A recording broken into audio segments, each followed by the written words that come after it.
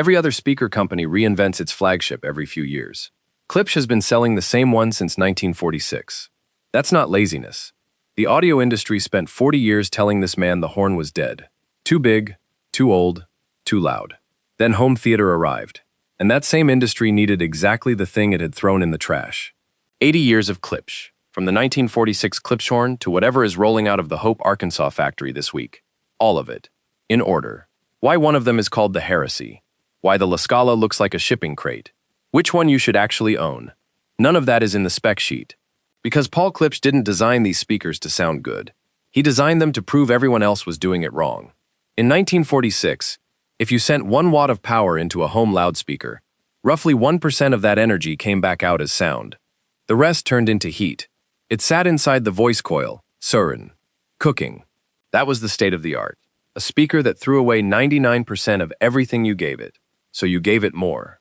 And the more you gave it, the harder the amplifiers strained, and the dirtier the sound got on the way out. Paul Klipsch put a name on that relationship and wrote it down. Efficiency is inversely proportional to distortion. A speaker that wastes power isn't just weak. It's a speaker that lies to you. That's the villain of this story. Not a rival company. A wasted watt. And the man who declared war on it did not come from the audio world. Klipsch was a geophysicist. He hunted oil in Texas.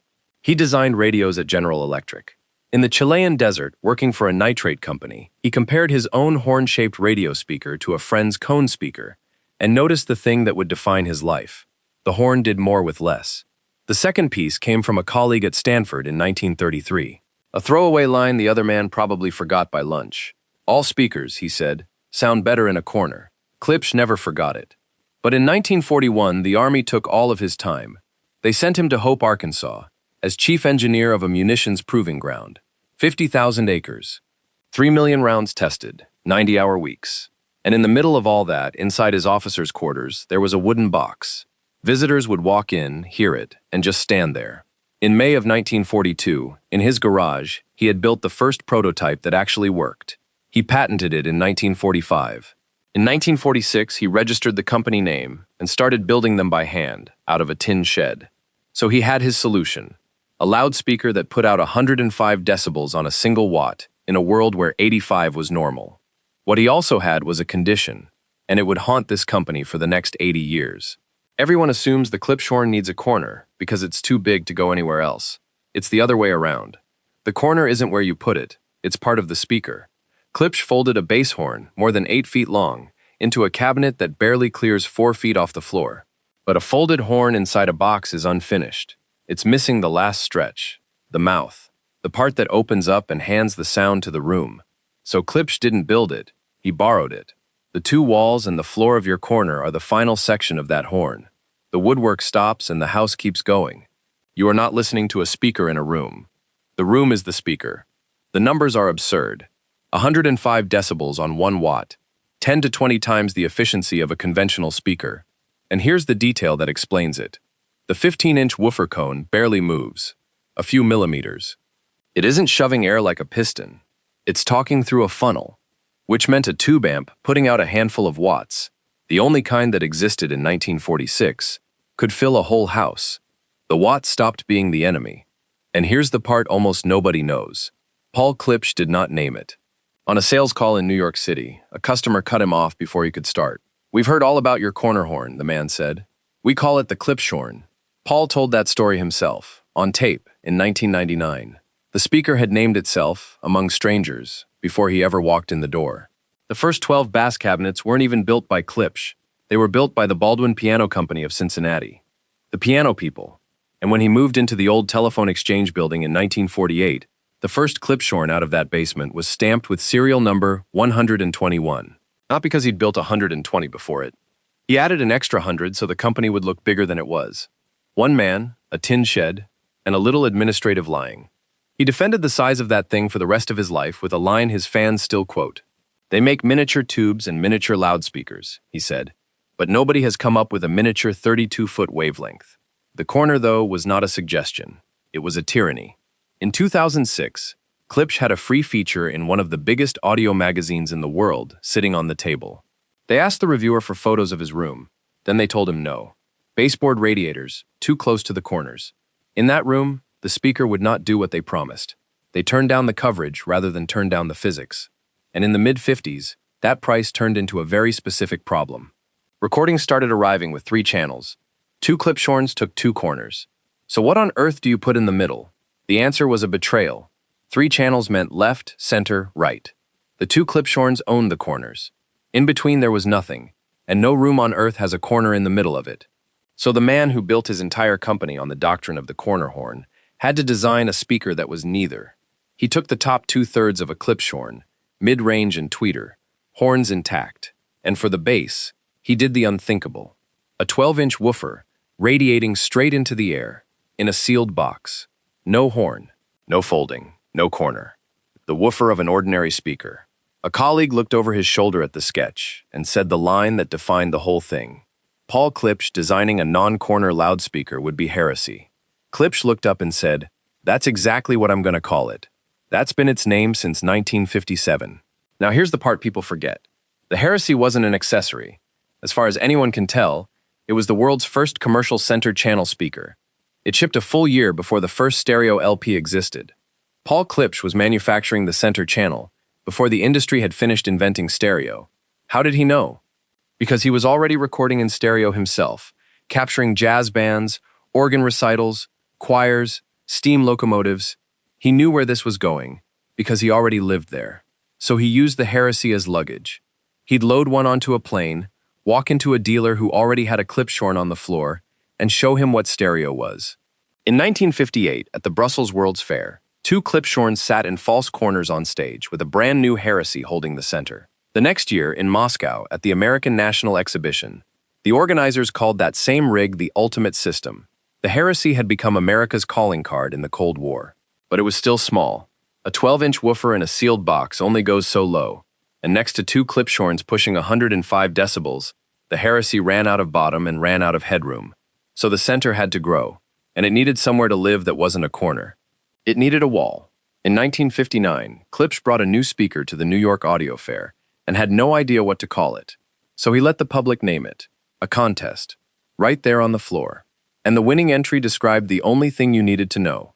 You could put it in a corner, or against a wall, Cornwall, a loudspeaker named after its own freedom of placement. For the first time in the company's history, the room didn't get a vote. Inside, the Cornwall is a Heresy that ate well. Same principle, horns on the mid-range and treble, direct radiation on the bass. But the woofer grows from 12 inches to 15, and the box goes from sealed to vented. More extension down low, more volume with less effort. Sensitivity around 101 decibels. Less than a Klipschorn. More than almost anything you can buy today. The earliest units didn't even use Klipsch parts. They ran Electro Voice and Jensen drivers until the company built its own. And here comes the fact that tells you more about this brand than any lab measurement. In 1990, Klipsch discontinued the Cornwall. It didn't last. Customers organized and sent the company a signed petition. Not an email campaign. Not a forum thread. A physical document, with signatures, demanding that a loudspeaker be put back into production. Klipsch put it back. A box designed as a sidekick for somebody else's center channel had built its own army. For a lot of people, the Cornwall became the sweet spot of the whole catalog. Nearly the weight of a Klipschorn, without the tyranny of the corner, at a fraction of the price. The Cornwall 4 is still assembled by hand in Hope, Arkansas, 67 years after that contest in New York. But Klipsch had a problem neither the Cornwall nor the Heresy could solve. Both had given up the horn on the bottom end. Both pushed air with a cone, like everybody else. And in 1963, a politician in Arkansas needed to be heard across an open field, outdoors, without his voice tearing itself apart. A cone can't do that. The politician was Winthrop Rockefeller, running for governor of Arkansas. What he ordered was not a hi-fi loudspeaker. It was a PA system for campaign rallies. Klipsch handed him the most extreme thing he had ever built. The logic is brutally simple. Outdoors, there are no corners, no walls, no room helping you. So if you wanted Klipschorn efficiency in an open field, you couldn't borrow the last stretch of the horn from the architecture. You had to build the whole thing, inside the box. That's the Scala, a complete folded bass horn, sealed inside its own cabinet, dependent on nobody's floor plan. 123 pounds of plywood. The 15-inch woofer fires backward, and the sound snakes through the maze and comes out the front. 105 decibels, same as a Klipschorn. No corner required. The price, and no marketing spin gets around this, is the bottom octave. The Klipschorn's bass horn runs over 8 feet because the corner hands it that length for free. The Scala's horn has to fit inside the furniture. So it's shorter, and a shorter horn doesn't reach as low. A Klipschorn gets to 33 Hz. The Scala stops in the 45 to 50 range. You trade the lowest note for the freedom to put it anywhere. They named it Scala, after the opera house in Milan. One of the most elegantly named loudspeakers ever made, and one of the ugliest. Because the first Scalas shipped in raw, unfinished wood. On purpose. The club or the church that bought it was supposed to paint it to match the room. And it worked so well it crawled into the one place it was never designed for. Audiophile living rooms. A speaker that can fill an auditorium on a few watts can also make an orchestra appear in your den without breaking a sweat. Today, the Scala AL6 is still built by hand in the same factory where it was born. But look at a 1963 Scala. Really look at it. It looks like a shipping crate. It looks like something the movers forgot. Paul Klipsch did not care. His wife did. In late 1970, somebody in the Klipsch cabinet shop tried to make the Scala beautiful. A handful of special order units. Everyone failed, for a reason that has nothing to do with taste. The Scala's cabinet isn't furniture with a speaker inside it. The cabinet is the horn. Change the proportions and you are changing the loudspeaker. So if you wanted it beautiful, you had to redesign the entire horn. That is what Klipsch did in 1971. He reproportioned the machine from scratch so it could live inside furniture with some dignity, and kept essentially the same acoustic performance as the Scala. Fully horn-loaded, folded bass horn, the same brutal efficiency, same soul, new suit, and he named it after his wife, Eva Belle Klipsch. They married in 1928. She died in 1976.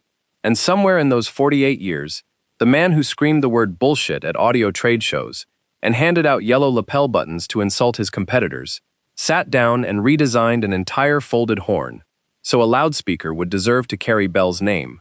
The Belle is the only speaker in the house that exists for aesthetic reasons. She was never the loudest or the cheapest or the most logical.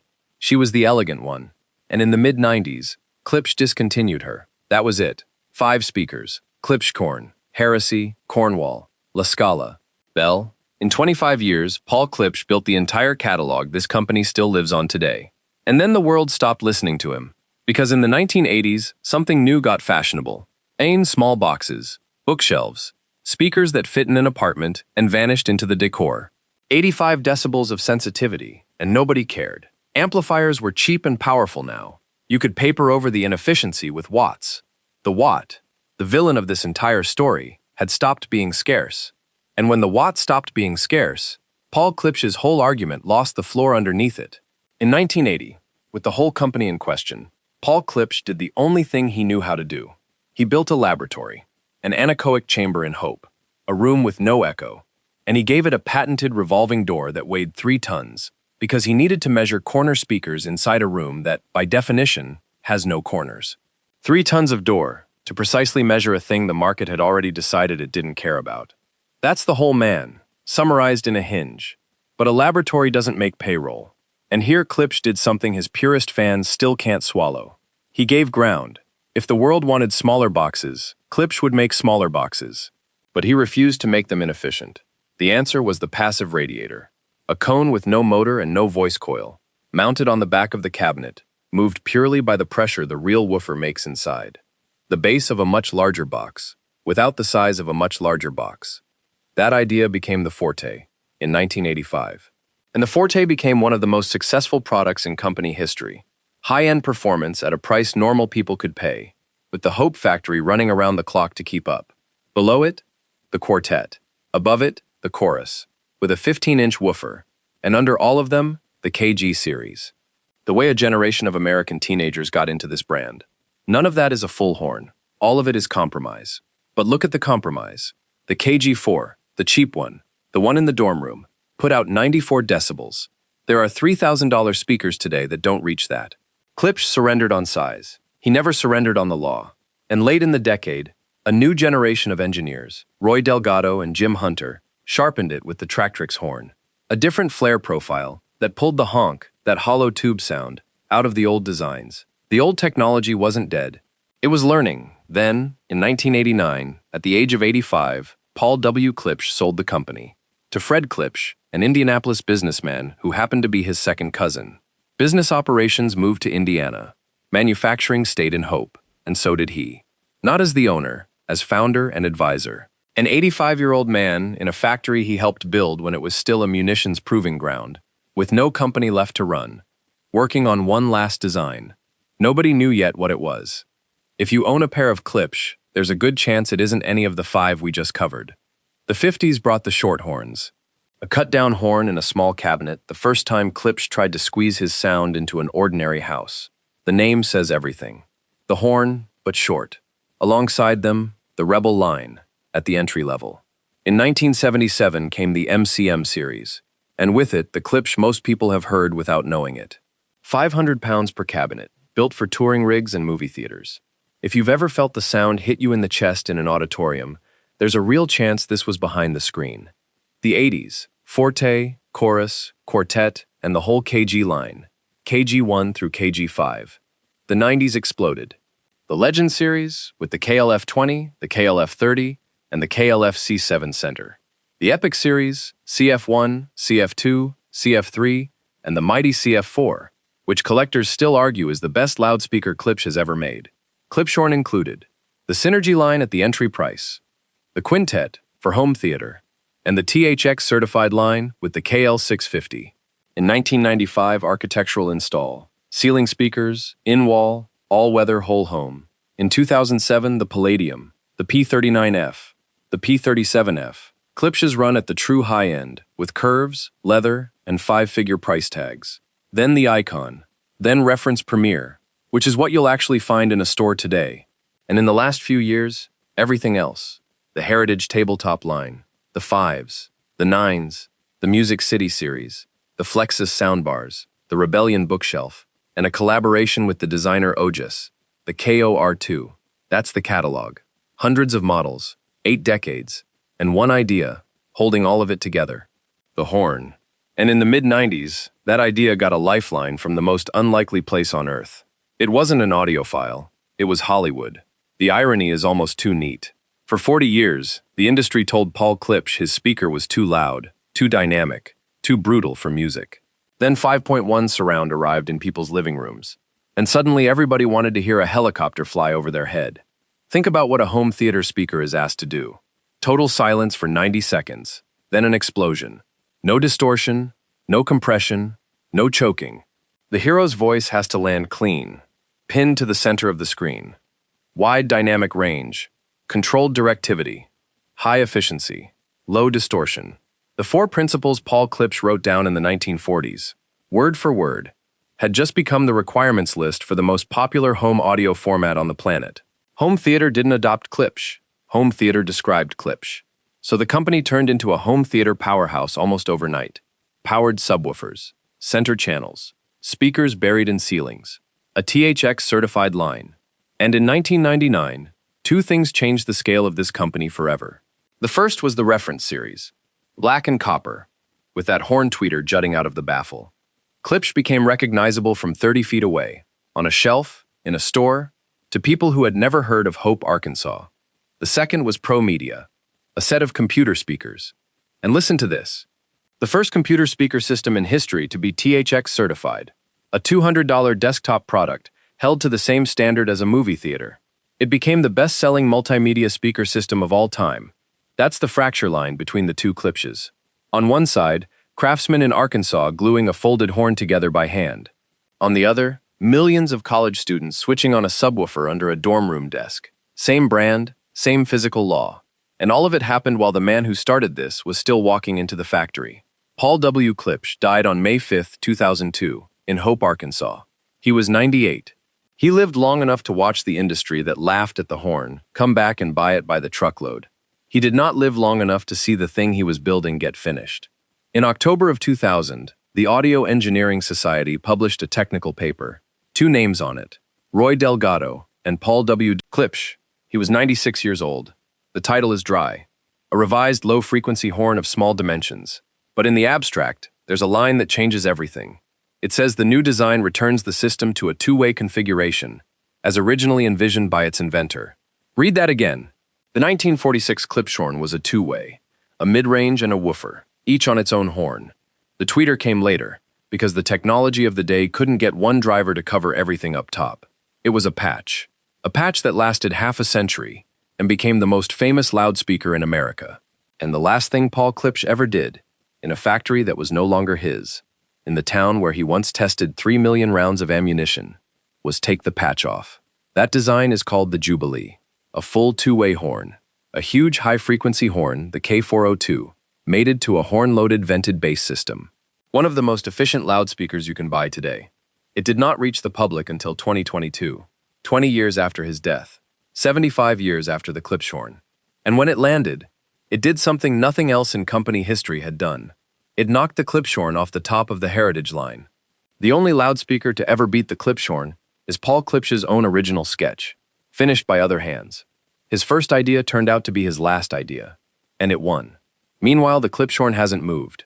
80 years of continuous production. Not a single year off. The longest, continuously produced loudspeaker in the industry, still assembled by hand in Hope, Arkansas. And yes, one thing changed. The modern version has a fully enclosed bass horn. It no longer demands that you jam it into two walls. The cabinet builds its own corner now. In the 21st century, Klipsch solved the one flaw its founder never could.